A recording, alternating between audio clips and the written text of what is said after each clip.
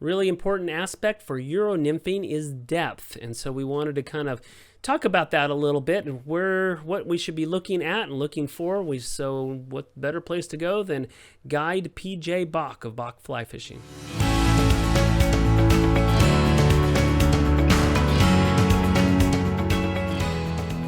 So when it comes to depth, generally, I wouldn't necessarily say that they change where they're feeding in the water column per se, because they're always going to be feeding it near the bottom most of the time. When I'm looking at depth, really what I'm looking at is the kind of water that I'm fishing, where they're hanging out. Are they hanging out in 2 feet of water? Or are they hanging out in 4 feet of water? Either way, they're going to be hanging out near the bottom of the water column. So it's all about getting it down there. When I'm looking at depth, yeah, I might see that, oh, they're feeding in 2 feet of water today. I might target the 2 feet of water more than the 4 feet of water. But I'm never really going to target, there's not a lot of opportunities for us to target, oh, they're feeding in the middle of the water column. We would generally fish a different style of fishing to fish in the middle of the water column. They're just getting down at the bottom regardless. With this Euro nymphing, the point is to get the bugs down on the bottom, bouncing on the rocks, and to get them to stay there as long as possible.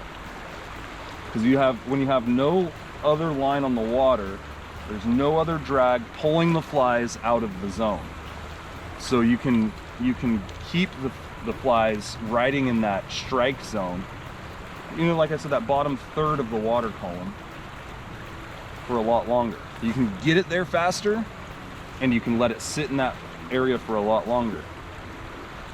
When you cast a indicator rig, it takes 4 or 5 feet from the time that it lands before you're actually fishing on the bottom, because the drag of the indicator and moving all that stuff, the top of the water is pulling it, and it's not letting it sink as fast.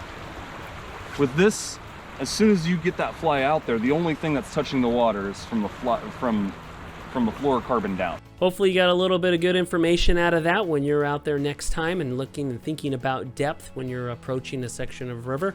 That was BJ Bock. I had a chance to fish with him. He guided me out on the Yuba River, and I learned a ton.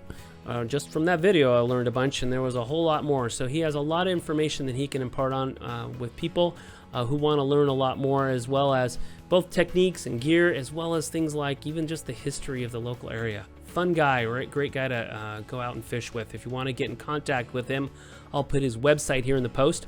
And you can just give us a call, do a text, an email, and then we'll get you in contact with him or anybody in other areas on any part of California for fly fishing. So let us know, and we'll see you back here next time on the Backcast.